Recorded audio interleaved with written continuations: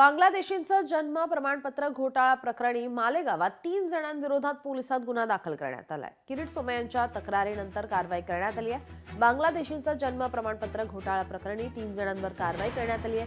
किरीट सोमय्या यावर आक्रमक पाहायला मिळतात। खोटे कागदपत्र देऊन जन्म प्रमाणपत्र घेतले आहे आणि या सगळ्यांची चौकशी केली जाणार आहे, कारवाई होणार आहे।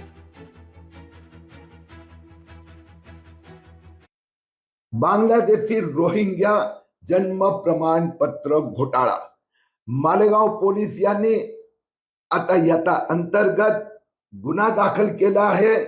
सय्यद साजिद, शबाना बानो, नजमा बानो या 3 लोकांची अटक केली गेली आहे।